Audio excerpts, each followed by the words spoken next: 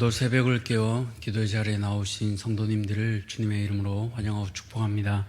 살아계신 하나님 감사합니다. 만세 반석이 열리니 이제 그 힘을 의지하여 우리가 나아갑니다.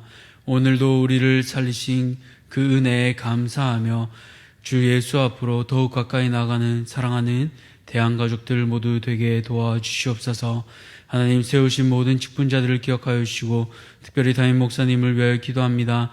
날마다 성령 충만함을 더하여 주시고 하나님 몸된 교회를 위하여 날마다 주님 앞으로 가까이 나가며 예수님 닮아가는 귀한 종 되게 도와주시옵소서. 또한 제자 훈련을 앞두고 준비하는 가운데 있습니다. 하나님 힘을 더하여 주셔서 하나님 영적인 힘과 또 육적인 힘을 모두 더하여 주셔서 하나님께서 맡겨주신 사명 끝까지 잘 감당하는 귀한 담임 목사님 되게 도와주시옵소서. 세우신 원로 목사님을 붙들어 주시고 건강을 더하여 주셔서 하나님 은퇴 후의 삶이 더욱 복되며 날마다 강단을 허락하시는 은혜도 더하여 주시옵소서. 모든 직분자들 위해 은혜를 더하여 주시사 하나님께서 맡겨주신 사명 잘 감당하는 복된 대한교회 되게 도와주시옵소서. 특별히 이제 직분자 선거를 앞두고 있습니다.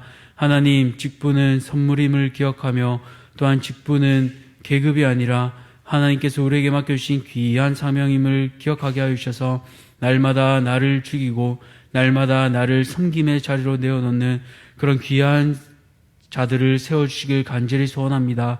이 직분자 선거를 통하여 하나님 근심이 되는 것이 아니라 교회 축제가 되게 하여 주시고 하나님 사람을 세워가는 귀한 전통이 날마다 더해지는 복된 교회 되게 도와주시옵소서.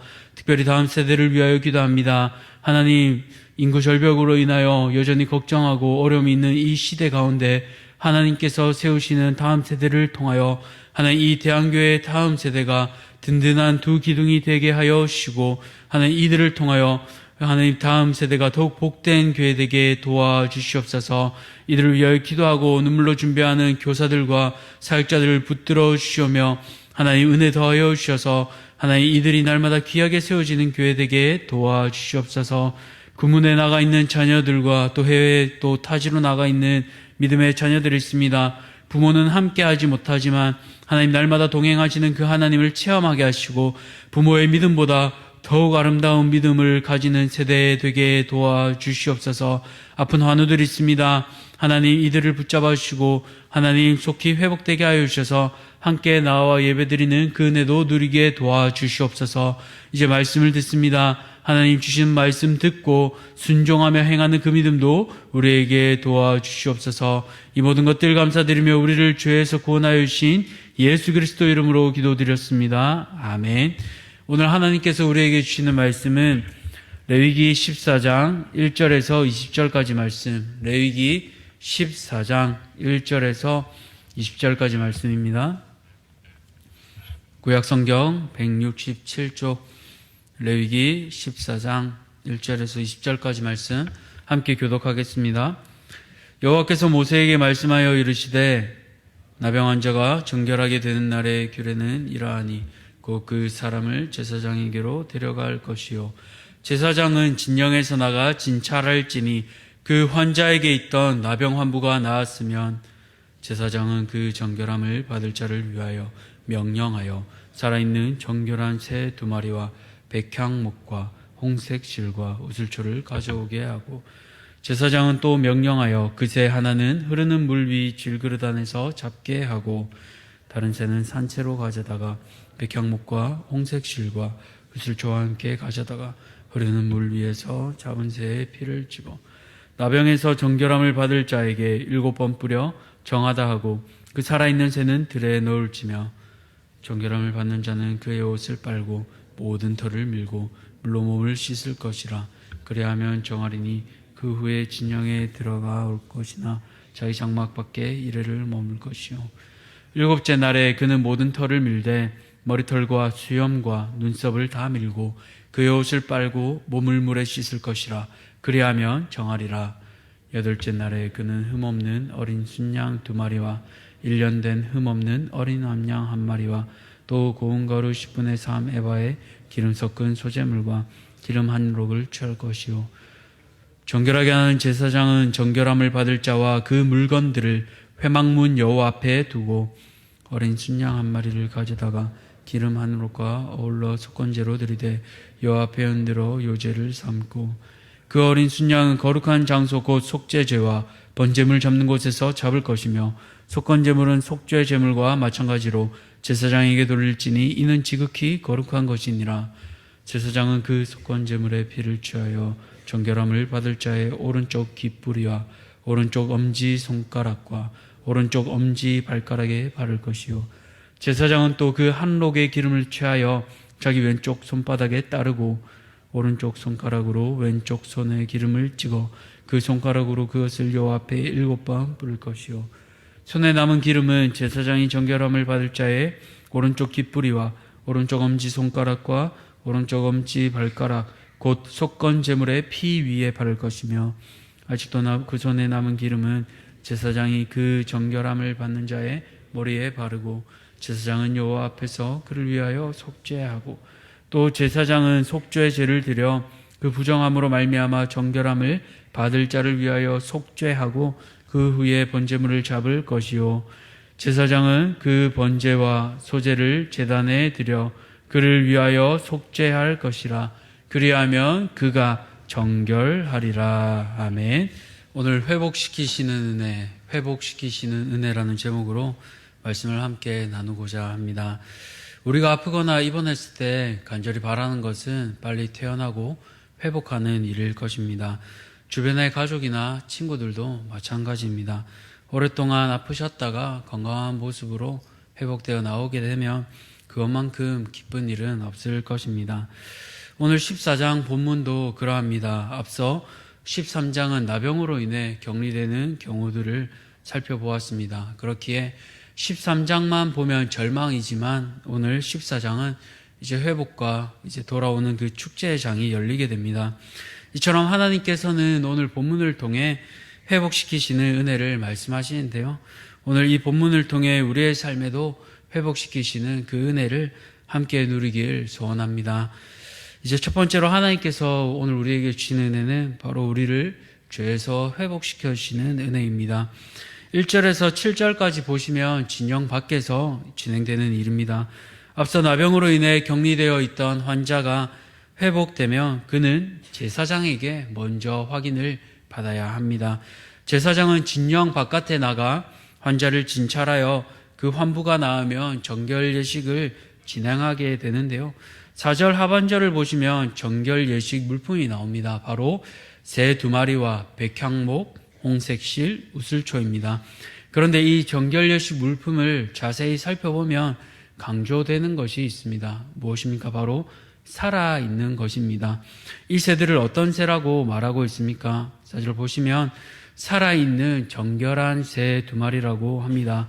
보통 제물로 드리는 동물들은 죽은 동물이 아니라 살아있는 동물입니다. 그렇기에 10절 이하를 보시면 제물들 앞에 굳이 살아있는을 붙이지 않습니다. 그런데 이 살아있는이란 형용사를 굳이 이 시점에 붙이는 이유는 바로 강조하는 것입니다. 무엇을 강조합니까? 바로 나병 환자가 죽음과 같은 상황에서 이제 생명의 삶으로 회복되는 것을 본문에서 강조하고 있는 것입니다. 이것이 5절에서 6절에도 이어지는데요. 이 살아있는 새 중에 한 마리는 흐르는 물 위에서 잡습니다. 이때 백향목과 홍색실 또 우슬초가 동반되는데 백향목과 홍색실은 붉은색, 즉 피를 의미합니다. 백향목은 우리가 생각할 때 희다고 생각할 수 있는데 한자로 흰백이 아니라 나무 이름 백, 즉 크다는 의미이며 실제로는 붉은색을 띠고 있다고 합니다. 이런 붉은색, 즉 피는 생명을 상징합니다. 그렇게 이제 새를 흐르는 물 안에서 잡게 되는데요. 여기서 흐르는의 원어 뜻은 살아있는 이란 뜻을 가지고 있습니다. 이 살아있는 이란 형용사가 물과 함께 사용될 때는 흐르는 물로 번역이 되지만 원어의 뜻은 살아있다라는 뜻을 생각할 때 이 첫날 정결 예식에서는 살아있음을 3번이나 강조하고 있는 것입니다. 이처럼 살아있는 새를 살아있는 물에서 잡아 생명의 상징인 피를 또 다른 살아있는 새에 묻힌 다음 회복된 당사자에게 7번 뿌려서 정하다고 한 뒤 들로 날려보냅니다. 자신의 죄를 새에게 전가시킴으로써 이제 이 환자는 온전케 되는 것입니다. 이제 그 은혜를 받은 환자의 마음은 어떠할까요?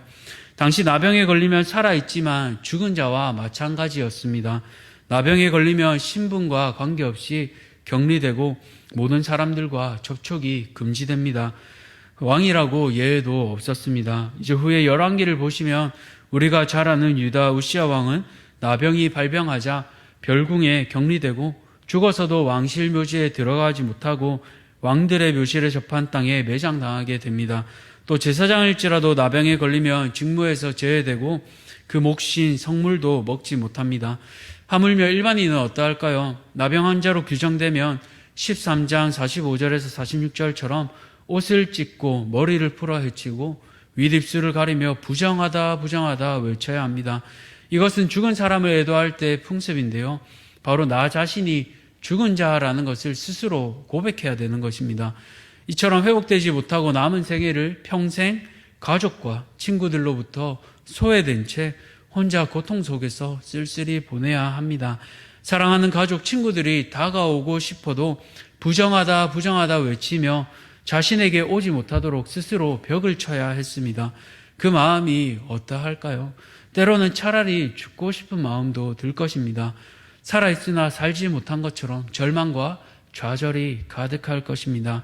이처럼 나병에 걸리면 격리된 채 죽는 것보다 못한 채 살아갔습니다. 그런데 하나님께서는 그런 나를 고쳐주시고 그 죄를 새에게 전가시킴으로 이제 온전케 해주신 것입니다. 사랑하는 성도님들, 이것이 바로 은혜입니다. 우리도 나병처럼 우리의 힘으로 회복할 수 없는 죄의 문제들 예수님께서 친히 해결해 주셨습니다.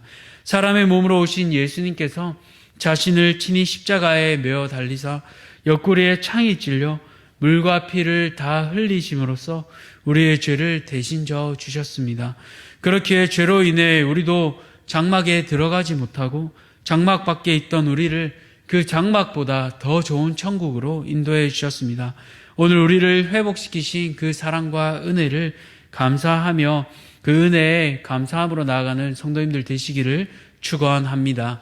두 번째로 하나님께서 우리에게 주시는 은혜는 바로 나와 공동체의 관계를 회복시켜 주시는 은혜입니다. 하나님께서는 앞서 죄에서 나를 회복시켜 주셨습니다. 그리고 이제는 공동체와의 관계를 회복시켜 주십니다. 8절을 보시면 옷을 빨고 모는 털을 밀고 몸을 씻음으로 자신을 정결케 하고 이제 진영 밖에서 진영 안으로 들어오게 됩니다. 이제 나병에서 회복되고 감사하게도 진영 안으로 들어오게 되는 것입니다. 나병으로 인해 쫓겨났지만 이제는 공동체 안으로 들어와 용납받게 됩니다. 7째 날 동안 자기 집으로 들어갈 수 없지만 자기 집 밖에 장막 밖에 있게 되는데요. 그러면서 지나가는 주위 이웃들과 인사도 하고 안부도 전할 것입니다. 그렇게 관계를 회복시켜 갈 수 있도록 조치를 받은 것입니다. 이 7일 동안 밖에서 지내면서 무엇을 깨닫게 될까요? 바로 인생은 나의 힘으로 사는 것이 아님을 고백하게 됩니다. 먼저는 하나님께서 나를 도우셨고 나를 치료하시고 회복하심을 날마다 고백할 것입니다. 그렇다면 그 다음은 누가 돕게 됩니까? 바로 공동체가 나를 용납하고 품어줍니다. 나의 쓸 것을 도와줍니다. 앞서 2절에서 4절을 세번역으로 읽어보시면 사람들이 이 환자를 제사장에게 데려가고 제사장이 다른 사람들을 통해 백항목 홍색실 우슬초를 가지고 오게 됩니다. 나병에 걸렸으니 환자가 자기의 어떠한 것을 준비할 수가 없습니다. 그런데 이렇게 회복되는 과정 가운데 바로 다른 사람들의 도움을, 즉 공동체의 도움을 받으면서 그 은혜를 깨닫게 되는 것입니다. 소외된 동안 공동체에 다시 속하고 싶은 마음이 컸을 것입니다. 그리고 이제 이런 도움을 받으며 다음에 다른 지체가 이렇게 어려움을 겪으면 나도 꼭 도우리라 하는 그 마음을 가지게 될 것입니다. 우리가 코로나에 걸려 격리 경험이 있으신 분들은 아마 아실 것입니다. 격려의 문자와 전화들, 또 격리돼서 마트도 갈 수 없는데 과일도 또 먹을 것도 집 앞에 갖다 놓고 맛있는 거 먹고 힘내라고 기프티콘도 받아보고 영적 가족이니까 그렇게 서로 돌보는 것입니다. 오늘 본문에 진영 안으로 회복되어 들어온 이도 이처럼 따뜻한 한 대를 받았을 것입니다. 이처럼 아프지 않았을 때는 몰랐는데 내가 아픔으로써 동일한 아픔을 입은 자들을 돌아보고 또 긍휼히 여길 수 있는 상처 입은 치유자가 되는 것입니다. 또 그렇게 은혜를 입게 되니 또 다른 연약한 이들을 품고 그들이 나병에 걸릴 때 이제는 내가 함께 기도하고 그 환자가 회복될 때를 기다리며 정결 예식에 필요한 그 제물들을 준비하게 될 것입니다. 사랑하는 성도님들, 이처럼 하나님께서는 한 사람을 회복시킴으로 또 공동체와의 관계도 회복시켜 주십니다. 우리는 여전히 연약합니다. 때로 우리 안에 죄로 인해 지체들을 아프게 할 때가 있습니다. 말로써 아픔을 주기도 하고 행동으로 상처를 주기도 합니다. 죄는 사람과 사람 사이 벽을 세우지만 예수님께서는 십자가로 막힌 그 담을 허물고 우리를 하나 되게 하십니다. 내가 먼저 용납받은 사람은요, 다른 사람을 용납할 수 있습니다. 내가 먼저 아파보고 공동체가 나를 품어준 은혜를 아는 사람은 또 다른 지체를 품을 수 있습니다. 그렇게 오늘 나의 도움을 필요로 하는 지체들을 돌아보시기 바랍니다. 우리 안에 이제 막 나병에서 회복되어 또 도움을 필요로 하는 연약한 지체들은 누가 있을까요? 그렇다면 하나님께서 나를 회복시키심을 기억하며 우리 안에 있는 그 연약한 지체들을 오늘 주님의 사랑으로 돌아보며 또 그들의 쓸 것을 도움으로써 공동체의 은혜를 회복하는 사랑하는 대한 공동체 모두 되기를 소원합니다. 마지막으로 주께서 주시는 은혜는 바로 하나님과 만나는 은혜, 예배가 회복되는 은혜입니다. 이제 첫 번째로 죄에서 회복을 받았고 다음으로 공동체와의 관계가 회복되었습니다. 마지막으로 회복은 하나님과의 회복, 즉 예배의 회복입니다. 10절을 보시면요, 여덟째 날 정결케 된 자는 속건제로 어린 순양과 기름을 드리고 속죄제로 어린 암양을 또 번제로 또 다른 순양을 소제로 고운 가루 에바 10분의 3에 기름 섞은 소제물을 속죄제로 드립니다. 이것은 그동안 격리되어 예배드리지 못했지만 이제 하나님 앞에 예배드리며 하나님과의 관계가 회복되는 것을 의미합니다. 이제 하나님 앞에 예배드리지 못하다가 예배드렸을 때 그 마음이 어땠을까요? 감격으로 벅차오르지 않았겠습니까? 저도 코로나로 격리되었다가 다시 예배당에 나와 예배드리던 그날이 생각납니다. 격리되었을 때 부서 예배를 스마트폰으로 드리는데 너무 슬프더라고요. 격리되어 있던 사택에서 창문을 열면 이 예배당의 오른쪽 모습이 보입니다. 부서 아이들이 찬양 부르는 것이 육성으로 귀에 생생히 들립니다. 함께 하고 싶은데 함께 하지 못하니까 참 마음이 많이 슬펐습니다. 그런데 회복되어서 함께 예배드리니까요, 너무 행복하더라고요. 이처럼 격리되어 예배드리지 못한 것만 해도 슬픈데 지금이야 우리가 스마트폰으로 이렇게 예배드리지만 당시에 나병으로 장막 밖에서 격리되면 예배도 드리지 못합니다. 몇 개월, 심지어는 몇 년, 10년, 수십 년이 걸릴 수도 있지만 그렇게 예배드리지 못하다가 그 한 번의 예배를 드릴 때 그 마음의 감격과 기쁨은 실로 표현할 수 없을 것입니다. 그런데 오늘 본문을 보시면 그 기쁨의 제사, 예배를 드린 후의 과정이 더 놀랍습니다. 14절을 보시면 제사장은 속건 제물의 피를 정결함 받을 자의 오른쪽 귓불이, 엄지손가락, 엄지발가락에 바르고 또 기름도 그 자들 앞에 바르게 됩니다. 이처럼 피를 몸에 바르는 것은 나병에서 나은 환자를 정결하게 함을 의미합니다. 또 이러한 의식은 제사장 위임식 때 나온 모습과 같은데요, 한 가지 의문점이 들게 됩니다. 왜 환자를 정결하게 하는데 제사장 위임식과 같은 모습을 취하는 것일까요? 그것은 바로 나병에 걸렸다가 이제 회복되어 공동체 안에 들어와 새 삶을 시작하는 것이 마치 제사장으로 위임되어 새롭게 사역을 시작하는 것과 같은 의미이기 때문입니다.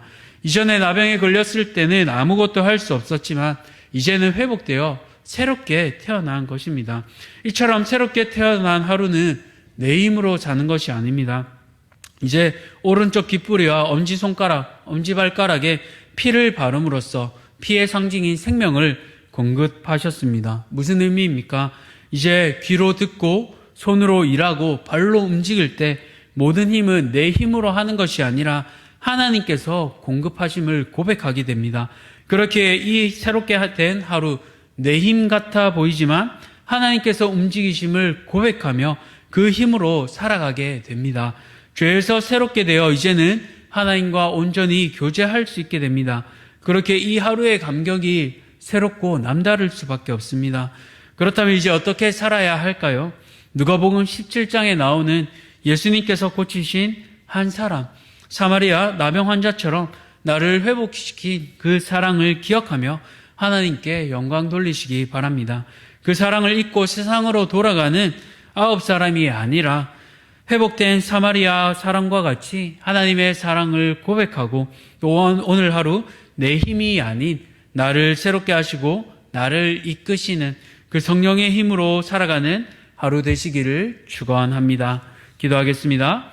살아계신 하나님 감사합니다. 오늘 본문을 통해 우리를 회복시키시는 그 은혜를 기억합니다. 먼저는 죄에서 우리를 회복시키시는 그 은혜를 기억합니다.